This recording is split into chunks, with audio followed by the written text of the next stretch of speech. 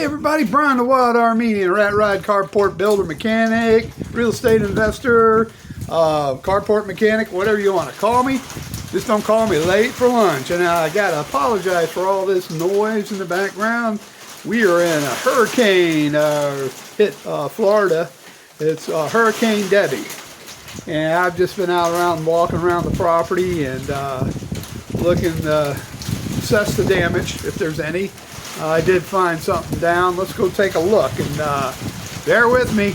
We're in a storm. Oh Lord. But you know, it's really good that we live in Central Florida, North Central Florida, Marion County, Ocala area, and you know, on the coast they get hit hard. They really have to worry about flooding. Although we do have flooding in Marion County, don't get me wrong.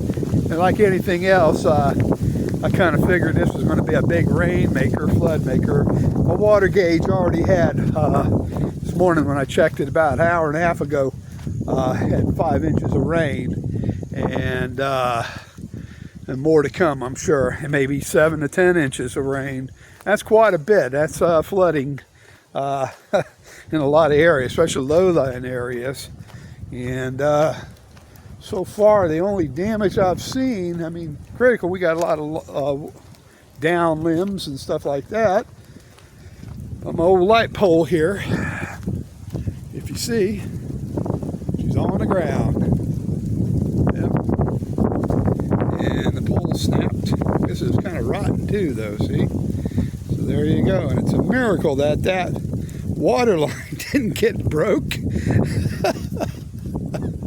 Wow, look at that fence down. That's an old dog pen there. So my old compost box there, it's holding up. The old garden, remember I started that at the beginning of this year, and it's still producing a little bit. Got some green peppers going, and they love, man, these plants love this rain. They love the water. Oh, look at there. All right. Yeah, great. So good. So some things come out of this storm that's good. Some things don't, you know. Thanks, Debbie. I got to replace the pole now. I got to go do work. Oh, look at here. Oh, no. Oh, the squash is having problems. Oh no. Oh, geez. Well, I'll have to come out later when everything kind of dries up a little bit and take care of this. Like I said, we're blessed, you know. That's the only, what I can see so far, damage. The roof is on the house. You know, in retirement, I was thinking of this, reason why I'm making this video. And I'm trying to be an update on the weather report in my area. You got plenty of that, I'm sure. I don't need to invent the wheel there, right? But, you know, I was thinking of that. I was watching a video about should you rent or own in retirement. And, you know, I guess if we were renting, you know, we could say, hey, landlord, take care of this, you know. But then there's a little restrictions we got in life there too. If we wanted to change the color of the kitchen or change the kitchen around or do stuff like that, we can't because it ain't our own, you know. We don't get no equity out of anything. Yeah, okay, I got repair. I got maybe in a couple of days I'll get the old 3/4 ton GMC, you know, I'll have to, you know, get it hooked up to the trailer here. I've got 2 trailers, and I keep them. When you have property, you keep stuff like that, and you keep a big truck. You have chainsaws, and then that's all expense, you know. I'm not going to lie to you, that's all expense. When you're renting, you don't have to worry about that kind of stuff, you know. You don't have to have a 3/4 ton truck. Not unless you're renting a horse farm, and I believe that's probably about $4,000, $5,000 a month rent, depending on how many acres you got and how many paddocks and if it has a racetrack, and et cetera, and that kind of stuff. What kind of obscenity or what kind of stuff they have on the track, what I'm trying to say, and how many acres, of course. So there you go. You don't have to worry about when you're renting. Although, like again, if you do rent a horse farm, you would have to worry about, I'm sure in the contract with the renter, you have to worry about the fences, keep your horses from running out and all that kind of stuff. So you would have to mow and all that. You'd be responsible for mowing. The landlord's not going to do it. When I rented commercial buildings many years, I had a shop, and they just rent a gutted building, basically. Had light fixtures and office and air conditioner, but everything else, it didn't have receptacles along the wall, and I needed that. So I had to add all that. Of course, I had to get the blessing of the landlord and run the conduit, and get electrician in and put all the receptacles in. And if I had to run water to the back for washing stations and all that, I had to come out. But what I did is I enhanced the property for the landlord. And when I left these places, that was back in the 80s, so I did nothing but enhance their property, and didn't do any good for me when I left. All I had was a stack full of receipts, rental receipts, nothing to show for it there. No equity, nothing. So that's another way of looking at it. Now you go, okay, but you go back to that, okay, but if you rent, you don't have, like I got that pole down, okay, that's no big deal, but I have to get the gas, the trailer, put gas in the truck, go down the road, Lowe's, Home Depot, and get a pole, and do all that. Yeah, that's expense, okay, no doubt. But if I do the math, if I was renting, let's see if I do my math right, and chime in on me if I'm not good. Sometimes I'm not good at math and right off the spot of my head. But let's say if I was $1,500 a month payment, rent payments, 18,000 something, right? A year, okay. Went to rent payments, okay. Well, let's see. This year, and of course, it would cost more to rent a place like this. Now, I'm just going by an average home.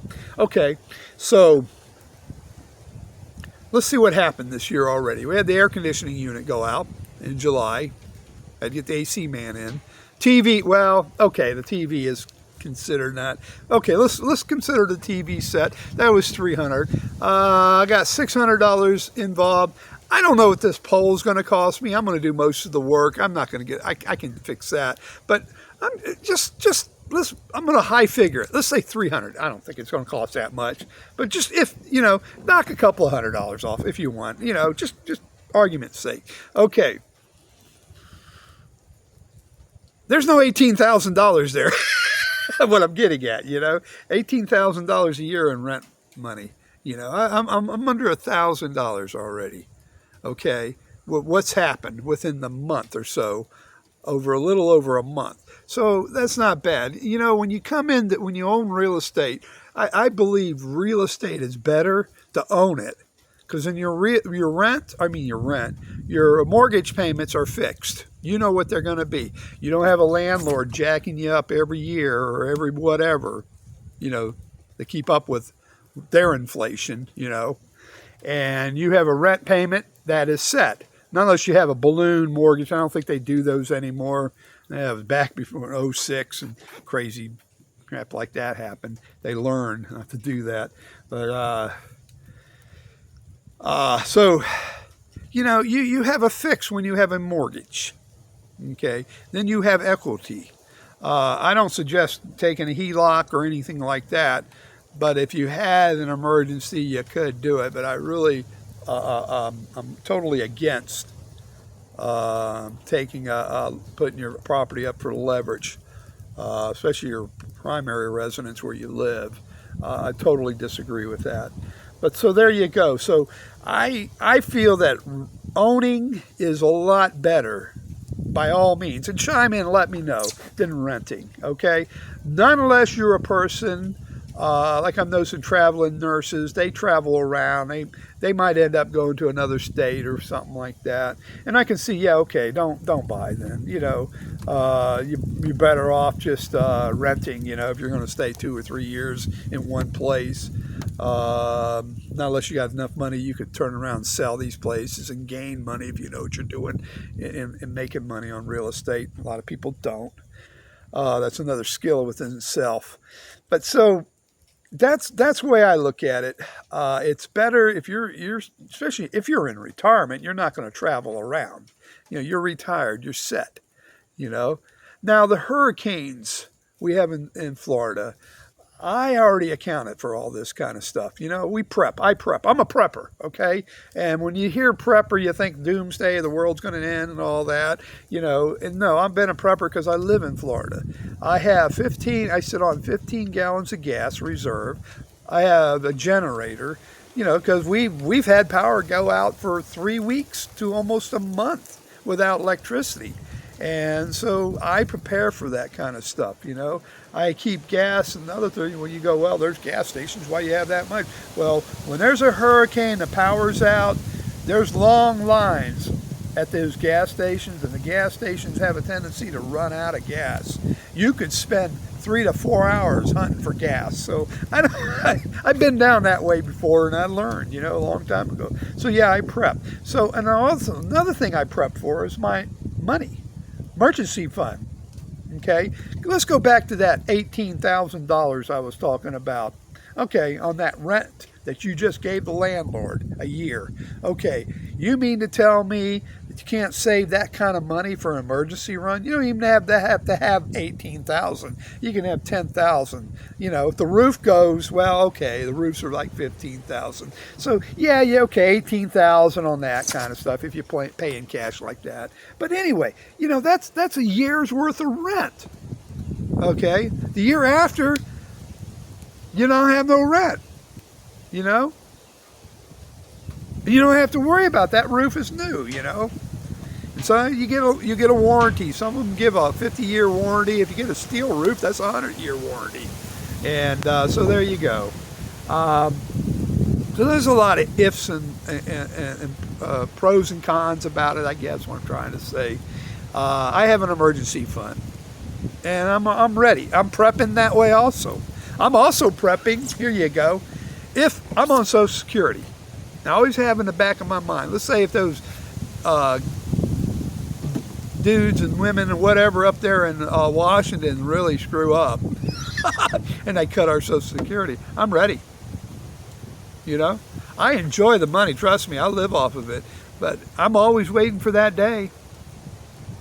I'm prepped financially, okay? We will survive. Old song, Country Boys Say can survive. Who was that? Hank, right? Hank Senior or Hank Junior. I'm sorry, but yeah, we're ready. And just like the garden, I got some food that is good for up to 5 years. If we have to, and there's nothing wrong with that. Nothing wrong with that at all. We live in a real weird world nowadays, but I don't have to worry about. I don't go around worried all day about things like that. Just what it is, That's why I have an emergency fund. That's why I have gasoline on the side. That's why I have a generator. I have enough plumbing pipes to fix the PVC pipes and little fittings and stuff like that. I keep ready, prepared, and so it's just just smart thinking, it's emergency funds, emergency willingness. So anytime these storms, the only thing really worries me about storms is when we go out of power. It's such a pain in the butt. And then I got to go do work. It's such a pain in the butt. I'm going to be honest with you. I'm going to be transparent. It's just like I got to deal with that pole. Okay. Now I got to, I got some other stuff to do, and it puts me out a little bit. I could hire somebody to take care of it, but I'm not going to do that. I'm a tight, cheap ass. I'm going to keep somebody do it myself. Maybe that's why I got an emergency fund. Everything's good. I'll tell you what. And this is the first hurricane that hit Florida this year, and I guess it went through a cat Cat 1, I reckon, up there in the Panhandle. And it draped the whole state all the way down to Orlando, Tampa. We'll find out more about how the coast is in days. I'm sure the news will let us know all about it, you know. And with that, you know, really blessed, you know. A lot of things important today. I know you've heard this, you know, my God, Jesus Christ, definitely. My wife, I better say that. I better say that. My children, my family, my friends, you know, my country, yep. My state, my governor, yeah, go Ron DeSantis. And you folks, really, you guys are really important to me. Oh yeah, like and give me thumbs up. Somewhere you hit the subscribe button and you go there and bing, hit that, and you'll see my channel come up, and then the thumbs up, and then you go onto my channel with my dog, me and Daisy Doodle. You'll see in my, you go on there and you hit that and subscribe to my channel. But like I said, you know, you guys are important to me, and take care of yourself. God bless you.